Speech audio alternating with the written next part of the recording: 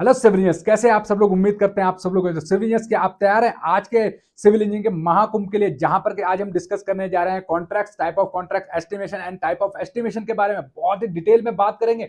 इस वीडियो को शुरू करने से पहले आज के जो नए व्यूवर्स हैं उनको बताना चाहेंगे दोस्तों, perfect institute for civil engineers के यूट्यूब चैनल के ऊपर चल रहा है सिविल इंजीनियरिंग का महाकुंभ, जो कि चलेगा 15 फरवरी से लेकर 21 फरवरी तक। दोस्तों इस वीक के अंदर जो पूरा महाकुंभ है, इसमें हम बहुत सारी ऐसी स्किल्स अपने कॉलेज गोइंग सिविल इंजीनियर्स के लिए, फ्रेशर सिविल इंजीनियर्स के लिए, वर्किंग सिविल इंजीनियर्स के लिए लेके आ रहे हैं, जिसको कि सीखने के बाद आप स्किलफुल सिविल इंजीनियर बन सकते हैं, इंडस्ट्री में फास्ट ग्रो कर सकते हैं। आपके पास भी होगी एक स्किल्स जिसके बेसिस पे आप अपना आने वाला इंटरव्यू है दोस्तों वो क्रैक कर सकते हैं। दोस्तों महाकुंभ में बहुत कुछ आपको सीखने के लिए मिलेगा और हमारा प्रयास ये है कि हम आप तक पहुंचाए right and correct information about the civil construction industry. दोस्तों आज बहुत ही इंपॉर्टेंट टॉपिक के ऊपर हम बात करेंगे, बट उससे पहले हमारे नए व्यूवर्स को बता देते हैं दोस्तों, perfect institute for civil engineers जो महाकुंभ रन कर रहा है, इसमें हम लोग अपने सिविल इंजीनियर्स को सिखाएंगे। पहले दिन दोस्तों brief about civil engineering works के बारे में, टेंडरिंग क्या होता है और टेंडर कितने टाइप के होते हैं, कैसे आप जो है टेंडर फाइंड आउट कर सकते हैं अपनी कंपनी के लिए, या आप खुद एंटरप्रेन्योर के रूप में काम करना चाहते हैं तो अपने लिए। ब्रीफ अबाउट डिजाइनिंग के लिए, डिजाइन के बारे में, मतलब कि कितने टाइप की ड्राइंग होती है, कौन कौन से ड्राइंग्स आपको अवेलेबल होनी चाहिए एक काम को शुरू करने से पहले, उसके बारे में पूरा डिटेल जो है दोस्तों हम लोग वीडियो ट्यूटोरियल्स आपके लिए लेके आएंगे। साथ में लेके आएंगे brief about surveying work, surveying जो लैंड सर्वे होता है दोस्तों, उसमें हम लोग कौन कौन से इंस्ट्रूमेंट यूज करते हैं आज के डेट में, ऑटो लेवल, टोटल सेक्शन जैसे इंस्ट्रूमेंट को कैसे यूज किया जाता है, कैसे आप इनको यूज करके जो है बिल्डिंग में, रोड में, ब्रिज में, हाईवे में अपना जो है कैरियर जो है दोस्तों स्टार्ट कर सकते हैं एज ए लैंड सर्वेयर के रूप में।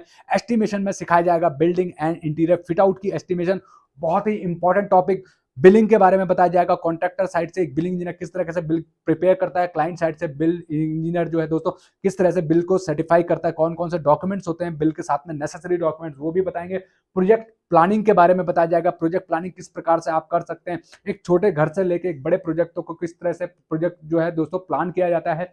साथ में आपको कौन कौन से सॉफ्टवेयर जो है दोस्तों आप यूज कर सकते हैं, कैसे हम इनको यूज करके जो है प्लानिंग कर सकते हैं, वो भी सिखाया जाएगा। साथ में लास्ट डे होगा दोस्तों क्वेश्चन एंड आंसर सेशन, जहां पर के लाइव आपके और डाउट्स को हम लोग क्लैरिफाई करेंगे अबाउट दिस टॉपिक के ऊपर। साथ में आपको सिखाएंगे और बताएंगे कौन कौन से इंटरव्यूज में जो है आपसे क्वेश्चन पूछे जा सकते हैं और कैसे आपको प्रिपेयर करना है आने वाले इंटरव्यूज के लिए। तो दोस्तों अगर आप बनना चाहते हैं कि स्किलफुल सिविल इंजीनियर, तो इस महाकुंभ को बिल्कुल भी मत मिस कीजिएगा। अगर अब तक आपने यूट्यूब चैनल को सब्सक्राइब नहीं किया perfect institute for civil engineers को, आज ही सब्सक्राइब कीजिए और इस वीडियो को लाइक जरूर कीजिएगा। तो दोस्तों चलते हैं आज के टॉपिक के ऊपर, जो कि है हमारा, जो हम बात कर रहे हैं दोस्तों कॉन्ट्रैक्ट्स के बारे में, कि कितने प्रकार के कॉन्ट्रैक्ट्स होते हैं और दोस्तों एस्टिमेशन क्या होता है, एस्टिमेशन कितने टाइप के होते हैं, ये सारी चीजें आज हम डिस्कस करने वाले हैं दोस्तों यहाँ पर आपके साथ में। और सबसे पहले दोस्तों आज बात कर लेते हैं टाइप ऑफ कॉन्ट्रैक्ट्स के बारे में, कि कितने प्रकार के टाइप ऑफ कॉन्ट्रैक्ट्स होते हैं, इसके बारे में बात कर लेते हैं दोस्तों। तो सबसे पहले तो आपको ये पता होना चाहिए कॉन्ट्रैक्ट्स क्या होता है। दोस्तों देखिए, टेंडरिंग के बारे में हम ऑलरेडी डिस्कस कर चुके हैं, टेंडर क्या होता है और कितने टाइप के टेंडर होते हैं वो बात कर चुके हैं। टेंडर होता क्या जनरली एक बार ब्रीफ कर देते हैं आपको। टेंडर होता है दोस्तों एक प्रोसेस है जिसमें कि हम कॉन्ट्रैक्टर्स को बुलाते हैं बिडिंग के लिए, और फिर वो बिड करते हैं और किसी भी छोटे से बड़े प्रोजेक्ट के लिए वो बिडिंग करते हैं, और एक प्रोसेस है जिसमें कि हम टेंडर जो है फ्लोट करते हैं। एक प्रोसेस है काम का, टेंडर का जो है हम फ्लोट करते हैं, ठीक है, और बिडर्स को उसके लिए बुलाते हैं। अब उसका प्रोसेस जो होता है बहुत बड़ा प्रोसेस, वो ऑलरेडी हम डिस्कस कर चुके हैं अपने प्रीवियस वीडियो में, कि किस तरह से हम लोग टेंडरिंग प्रोसेस को आगे कंटिन्यू करते हैं, ठीक है। बट कॉन्ट्रैक्ट्स क्या होता है, कॉन्ट्रैक्ट क्या होता है दोस्तों, कॉन्ट्रैक्ट होता है एक agreement, this is a mutual agreement between two parties, जहां पर कि वो इन्फोर्स किए जाते हैं right and obligation pertaining to two और मोर म्यूचुअली एग्रीड पार्टीज के बीच में, ठीक है दोस्तों। मतलब क्या है, कोई भी काम है उसको करने के पीछे दो अगर लोग मिल जाते हैं या दो कंपनीज मिल जाती हैं और उनकी मंशा सेम है कि इस काम को आगे बढ़ाना है, सेम इंटेंशन से उनको लीगली जो है दोस्तों हम एग्रीड करवाते हैं, एक एग्रीमेंट के थ्रू वो जोड़ते हैं आपस में, तो that is called contract. It is an legal, कह सकते हैं it is an legal agreement that specifies certain legal enforce rights and obligation pertaining to or to two or more agreed parties, मतलब दो जो सहमत जो पार्टीज हैं उनको जोड़ती है आपस में, दोनों को एक कह सकते हैं एग्रीमेंट के थ्रू उनको लिंक किया जाता है, और वो दोनों का काम क्या होता है, दोनों का एम क्या होता है दोस्तों, कि किस तरह से इस काम को आगे जो है वो कंटिन्यू किया जाए। तो कॉन्ट्रैक्ट्स जो है दोस्तों बहुत डिफरेंट टाइप के कॉन्ट्रैक्ट्स होते हैं, ठीक है। कौन कौन से टाइप ऑफ कॉन्ट्रैक्ट्स होते हैं दोस्तों वो बात कर लेते हैं। लमसम और फिक्स्ड कॉन्ट्रैक्ट। लमसम कॉन्ट्रैक्ट क्या है दोस्तों, अगर हम बात करें, अगर ये मोबाइल फोन आपको बनाने के लिए दिया जाए तो आप इस मोबाइल फोन को जो है कितने में बनाओगे। मतलब क्लाइंट क्या करता है दोस्तों, अपनी रिक्वायरमेंट कॉन्ट्रैक्टर के साथ शेयर कर देता है, मतलब वो ड्राइंग शेयर कर देता है, एरिया दिखा देता है, और उसके बाद जो है कॉन्ट्रैक्टर उस ड्राइंग को पढ़ के, उस ड्राइंग को पढ़ने के बाद जो है उसको सारी नॉलेज हो जाती है डॉक, और जो क्लाइंट उससे स्पेसिफिकेशन मांगता है, मटेरियल स्पेसिफिकेशन वगैरह जो है उसको प्रोवाइड करता है, और उसके बाद कॉन्ट्रैक्टर जो है दोस्तों बताता है कि ये कॉन्ट्रैक्ट जो है मैं कितने में कंप्लीट करूंगा। तो इस टाइप के प्रोजेक्ट को कहा जाता है लमसम प्रोजेक्ट। इसमें दोस्तों पूरा का पूरा जो है कॉन्ट्रैक्ट जो है कॉन्ट्रैक्टर को दे दिया जाता है, और कॉन्ट्रैक्टर उसके लिए जो है दोस्तों वो कोड करता है, ठीक। तो इसके कहा जाता है लमसम कॉन्ट्रैक्ट। मतलब इसमें ऐसा नहीं है कि छुटपुट जो है बाद में उसमें वेरिएशन वगैरह कुछ नहीं होता है। एक बार जो काम आपको बता दिया, आपको वो पूरा का पूरा जो है एग्जीक्यूट करना है, इसमें कोई भी वेरिएशन एक्सेप्टेबल नहीं होता है, ठीक है दोस्तों। लमसम प्रोजेक्ट की यही सबसे इंपॉर्टेंट है, और ये फिक्स प्राइस कॉन्ट्रैक्ट होता है। मतलब एक अमाउंट आपको बता दिया, 100 करोड़ का प्रोजेक्ट है भाई, ये आप 100 करोड़ के प्रोजेक्ट में ये अमाउंट के अंदर हो जाना चाहिए। अब कम में होता है तो वो आपका बेनिफिट है, ज्यादा बढ़ता है तो वो भी आपका नुकसान है, तो उसमें दोस्तों कोई भी गुंजाइश नहीं होती है। और इसके लिए बहुत कॉन्ट्रैक्टर जो है दोस्तों बहुत डीपली जाके उनको डीपीआर वगैरह प्रिपेयर करनी होती है, तब जाके ये इस टाइप का प्रोजेक्ट जो है दोस्तों एग्जीक्यूट होता है, ठीक है। तो ये लमसम कॉन्ट्रैक्ट जो है बहुत जो है दोस्तों बड़े स्केल्स पे जो बड़े प्रोजेक्ट्स होते हैं उनमें इस टाइप का प्रोजेक्ट जो है एग्जीक्यूशन में लाया जाता है। नेक्स्ट है दोस्तों कॉस्ट प्लस फी कॉन्ट्रैक्ट। अब कॉस्ट प्लस फी कॉन्ट्रैक्ट क्या होता है दोस्तों, इसमें हमारा जो है सबसे मेन इंपॉर्टेंट चीज होती है कि ये agreement between contractors and client होता है। कॉन्ट्रैक्टर और क्लाइंट के बीच में ये एग्रीमेंट होता है, where the client promise to reimburse the contractor for certain expenses along with the क्या चीज दोस्तों, contractor fee for compensation of the job. मतलब जो भी काम कर रहा है एक सर्टेन जो है प्राइस तो वो देगा, एक्सपेंसेस जो भी खर्चे हो रहे हैं वो तो देगा ही देगा, और उसके साथ में उसको एक कॉन्ट्रैक्टर फी भी पे करेगा। मतलब कोई भी काम वो कर रहा है उसके लिए काम का पैसा प्लस उसको एक अलग से फीस जो है दोस्तों वो हम लोग पे करते हैं।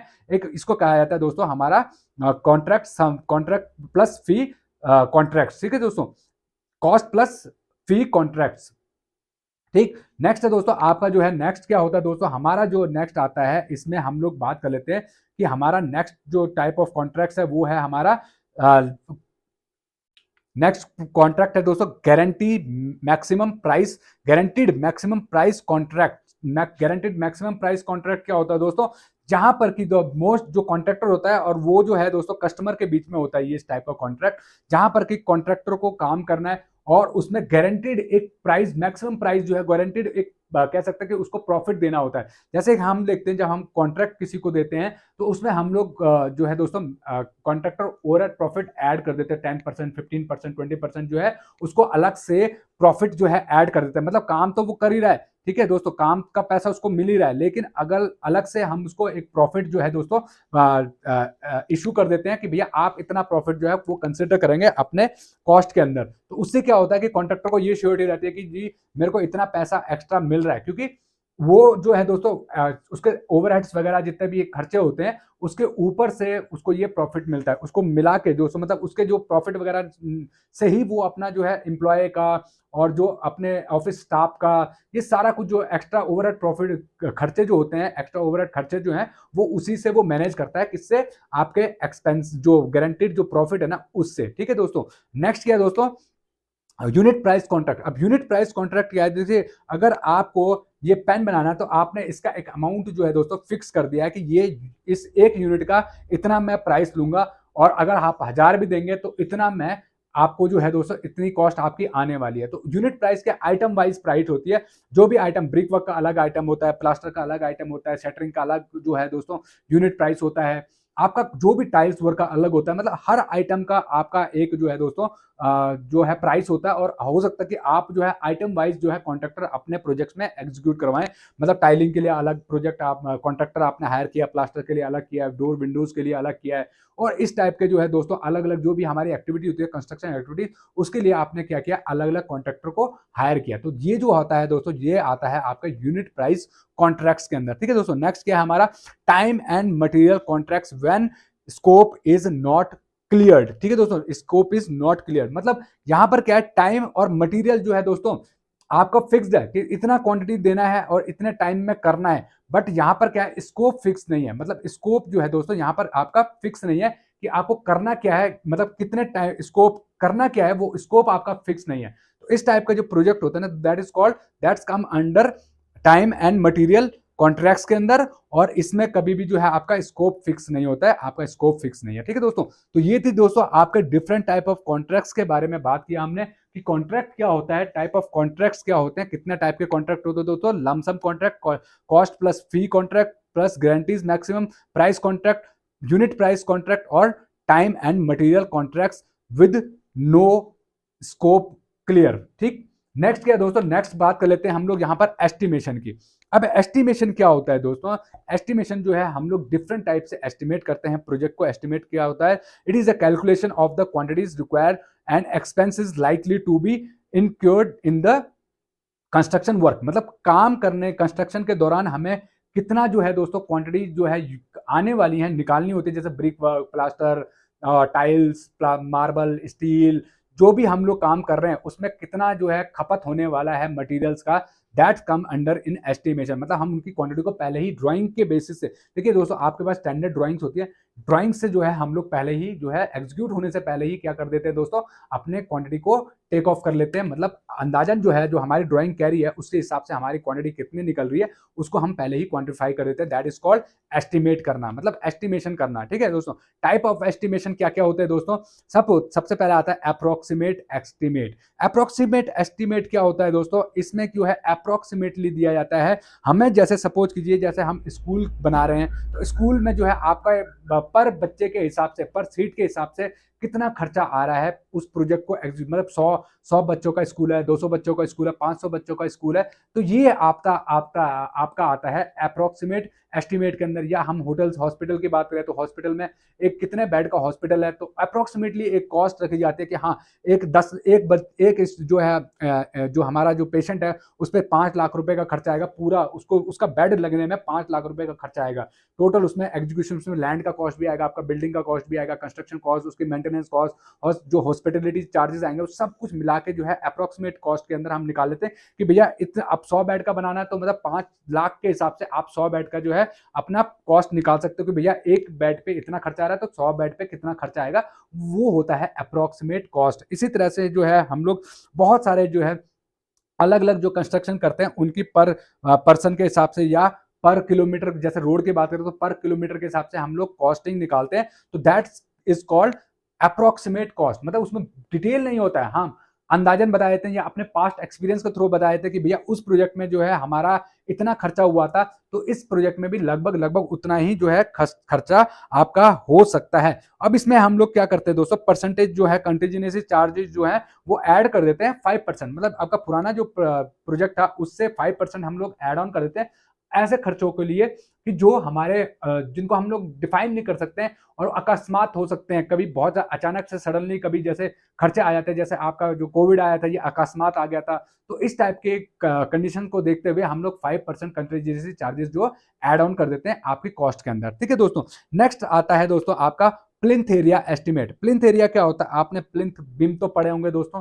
प्लिंथ बीम जो है उसके आउटर फेस से लेके, अगर ये आपका बिल्डिंग है दोस्तों, सपोज करते हैं दोस्तों यह आपका यहाँ पर जो है आपका बिल्डिंग है, ये आपका बिल्डिंग है, ये प्लिंथ बीम है, सपोज करते हैं ये हमारी प्लिंथ बीम है। ठीक है दोस्तों, तो इसके आउटर फेस से लेके इसके आउटर फेस तक, इसके आउटर फेस से लेके इसके आउटर फेस तक जो हमारा एरिया है that's come under plinth area. ठीक है दोस्तों, इसको कहते हैं plinth area estimate. Plinth area estimate इसको कहा जाता है, प्लिंथ जो हमारा बिम होता है उसके ऊपर जो हमारा एरिया कवर्ड होता है, जो भी हमारा आएगा बिल्डिंग का area, that is called plinth area estimate. ठीक है दोस्तों, नेक्स्ट क्या है हमारा cubic content estimate. Cubic content estimate क्या होता है दोस्तों, हम प्लिंथ एरिया के ऊपर ही, जो हमारा प्लिंथ एरिया है दोस्तों उसी को ही हम लोग क्या करते हैं दोस्तों, ये प्लिंथ एरिया जो एस्टिमेट होता है, प्लिंथ एरिया, और इसको जो हमारी बिल्डिंग की हाइट है उससे हम लोग मल्टीप्लाई कर देंगे। हाइट मान लीजिए 30 मीटर है और उसका जो है पर प्लिंथ जो हमारा रेट आता है दोस्तों, हमारा रेट जो आएगा इसमें क्यूबिक कंटेंट जो रेट आएगा, क्यूबिक कंटेंट रेट से मल्टीप्लाई कर देंगे हम लोग, क्यूबिक कंटेंट रेट से मल्टीप्लाई कर देंगे, तो L इंटू जो हमारा प्लिंथ एरिया इंटू हाइट और इंटू जो है दोस्तों आपका क्या चीज क्यूबिक कंटेंट एरिया जो रेट आएगा उससे हम लोग मल्टीप्लाई कर देंगे, तो it will give us a cubic content estimate. ठीक है दोस्तों, क्यूबिक कंटेंट एस्टिमेट हमें दे देगा। नेक्स्ट क्या है दोस्तों, डिटेल एस्टिमेट। अब डिटेल एस्टिमेट में क्या होता है दोस्तों, हम लोगों के पास में डिटेल ड्राइंग्स होती हैं और क्या क्या हमारे आइटम जो है एग्जीक्यूट होने वाले हैं प्रोजेक्ट के अंदर, वो डिटेल्स हमारे पास होती है। तो उसके बेसिस पे हम हर आइटम का जो है कॉस्ट निकालते हैं, उसके मार्केट रेट निकालते हैं, मार्केट रेट से निकाल के जो है दोस्तों उसका रेट एनालिसिस किया जाता है और हर एक आइटम का हम लोग डिटेल में एस्टिमेट करते हैं। और ये जो एस्टिमेशन होता है दोस्तों 90 to 95% तक एक्यूरेट होता है। अगर आप जो है उसी जब आप ये प्रोजेक्ट एग्जीक्यूट करने के या प्लानिंग फेज में है, उससे अगर 5-6 महीने के बाद तक जो अगर आप इसको एग्जीक्यूट करते हैं तो इसका 90 to 95% तक जो है आपका एक्यूरेट कॉस्ट आ जाता है। ठीक है दोस्तों, जब after the completion of the project. ठीक, तो ये बहुत डिटेल में बनाते हैं हम लोग, डिटेल एस्टिमेट के ऊपर ही ज़्यादातर प्रोजेक्ट आज एग्जीक्यूट होते हैं, क्योंकि हमारे पास एक एस्टिमेशन कॉस्ट जो है बिल्डिंग की प्रोजेक्ट कॉस्ट जो है वो पहले ही निकल के आ जाती है। तो आज जो है सबसे ज़्यादा डिटेल एस्टिमेशन जो है एस्टिमेट प्रोजेक्ट रन किए जाते हैं। ठीक है दोस्तों, नेक्स्ट क्या आता है दोस्तों, रिवाइज्ड एस्टिमेट। रिवाइज्ड एस्टिमेट में क्या होता है दोस्तों, when it is found the original estimate is likely to be exceeded और has to be exceeded more than 10%। मतलब जब 10% से ज्यादा आपकी प्रोजेक्ट की वैल्यू जो आपने डिटेल एस्टिमेट में निकाली थी ना दोस्तों, उससे अगर 10% से ज्यादा प्लस या माइनस हो जाती है वैल्यू, तो हम लोग क्या करते हैं, रिवाइज करते हैं अपने टेंडर वैल्यू को। तो इसी को कहा जाता है रिवाइज्ड एस्टिमेट। कई बार बढ़ जाता है और कई बार घट भी जाता है। कई बार क्या होता है, जैसे आपने देखा होगा मटेरियल्स में क्या होता है, एस्केलेशन हो जाता है, रेट कम हो जाते हैं मटेरियल के, तो उस केस में आपके प्रोजेक्ट की कॉस्ट हो सकता है कम हो जाए। और कई बार जो प्रोजेक्ट कॉस्ट बढ़ जाती है तो उस केस में क्या होता है दोस्तों, प्रोजेक्ट कॉस्ट इंक्रीज हो जाती है, तो that is called positive escalation. ठीक है, अब जो क्या होता है दोस्तों, वेरियस जो हमारा जो प्रोजेक्ट जो रिवाइज हो रहा है, ये रिवाइज जो है इसका कॉन्ट्रैक्टर के ऊपर कैसे इंपैक्ट पड़ता है दोस्तों। अगर आपको प्रोजेक्ट कॉन्ट्रैक्टर को अगर रेट कम मिल रहा है तो ऑब्वियस सी बात है आपका प्रोजेक्ट कॉस्ट जो है वो कम हो रहा है। ठीक, और अगर रेट बढ़ के मिल रहा है तो कॉन्ट्रैक्टर का क्या हो रहा है दोस्तों, प्राइस आपका जो है वो बढ़ रहा है और आपका कॉस्ट जो है प्रोजेक्ट का वो रिवाइज हो रहा है। तो कॉन्ट्रैक्ट इस केस में क्या होता है दोस्तों, आपका रिवाइज एस्टिमेट बनता है। ठीक है दोस्तों, नेक्स्ट आता है दोस्तों सप्लीमेंट्री एस्टिमेट। सप्लीमेंट्री एस्टिमेट क्या होता है दोस्तों, इसमें हम क्या करते हैं, हम लोग एडिशन वर्क देते हैं कॉन्ट्रैक्टर को, सप्लीमेंट कर देते हैं, मतलब बहुत एक्स्ट्रा काम दे दिया हमने कॉन्ट्रैक्टर को, तो उसकी वजह से भी क्या होता है दोस्तों, आपका कॉस्ट प्रोजेक्ट का वो बढ़ जाता है। ठीक है दोस्तों, तो इस केस में हमारा जो प्रोजेक्ट है, सपोज कीजिए आपने एक 10 मंजिला बिल्डिंग बनाने के लिए दिया था, लेकिन जब आप एग्जीक्यूशन पे गए तो आपने 2 मंजिला बिल्डिंग और 2 मंजिल और उसमें ऐड ऑन कर दिया। तो इस टाइप के जो प्रोजेक्ट होते हैं तो उनमें आपको सप्लीमेंट एस्टिमेट कहा जाता है। ठीक, नेक्स्ट क्या दोस्तों, आपका एनुअल रिपेयर और मेंटेनेंस एस्टिमेट। क्या होता है दोस्तों, एक जब आप देखते हैं ना आज की डेट में जो हमारे एनएच हैं, तो एनएच क्या होते हैं, नेशनल हाईवे जो है, गवर्नमेंट क्या करती है दोस्तों, 5 किलोमीटर 10 किलोमीटर का जो पैच है वो एक कॉन्ट्रैक्टर को दे देती है। उसी के ये ही दोस्तों, उसी को ही वो कंस्ट्रक्ट भी करना है और उसी को 5 साल 10 साल का उसका मेंटेनेंस भी करना है। जैसे आपने देखा होगा बहुत सारे जो टोल जो आप जनरली पे करते हैं, टोल वो इसीलिए पे करते हैं कि जिस कंपनी ने वो जो रोड बनाया है उसका मेंटेनेंस सिर्फ उसी के पास होता है। और वो मेंटेनेंस कॉस्ट कहाँ से निकालता है दोस्तों, वो आपसे निकालता है उस टोल के थ्रू। ठीक है, तो ये जो टोल है दोस्तों ये हम इसीलिए ही पे करते हैं। तो ये जो मेंटेनेंस कॉस्ट है, और ये मेंटेनेंस कॉस्ट क्या होता है, जो पैचेस वगैरह भरते हैं वो आपका जो है 1% जो है मैक्सिमम आपका रोड वगैरह के केसेस में 1% तक हम उसको कंसिडर करते हैं मेंटेनेंस कॉस्ट को। ठीक, नेक्स्ट आता है दोस्तों आपका जो है एक्सपेंशन एंड इम्प्रूवमेंट कॉन्ट्रैक्ट। ठीक है, इम्प्रूवमेंट कॉन्ट्रैक्ट। अब इसमें क्या होता है दोस्तों, हमारा जो है एक्सपेंशन, अब इसमें हम लोग क्या कर रहे हैं, एक्सटेंशन कह सकते हैं कि जो आपको काम दिया था उसमें एक्सटेंड हो गया, उसमें इंप्रूव कर दिया, उसको और ज्यादा आपको बढ़ा के दे दिया काम, कंपनी ने जो है आपका स्कोप ऑफ वर्क जो है ना दोस्तों वो बढ़ा दिया। तो दैट इज कॉल्ड एक्सटेंशन। और इम्प्रूवमेंट एस्टिमेट, उसमें आपका काम बढ़ जाता है।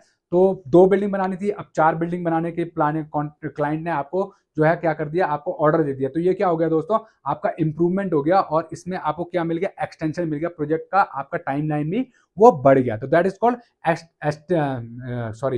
एक्सटेंशन और इंप्रूवमेंट एस्टिमेट। ठीक, नेक्स्ट क्या दोस्तों, नेक्स्ट है आपका, तो दोस्तों ये जो था ना, ये पूरा का पूरा जो है हम लोगों ने आपके साथ में डिस्कस किया है कि कॉन्ट्रैक्ट्स कितने टाइप के होते हैं, एस्टिमेशन कितने टाइप के होते हैं। उम्मीद करते हैं ये वीडियो आपको समझ में आया होगा। अगर ये वीडियो आपको अच्छा लगा हो तो लाइक जरूर कीजिएगा, चैनल को सब्सक्राइब करना बिल्कुल भी मत भूलिएगा। और भी बहुत सारे ट्यूटोरियल्स हम आपके लिए लेके आ रहे हैं इस महाकुंभ के अंदर। तो दोस्तों मिलते हैं नेक्स्ट वीडियो में, तब तक के लिए जय हिंद जय भारत।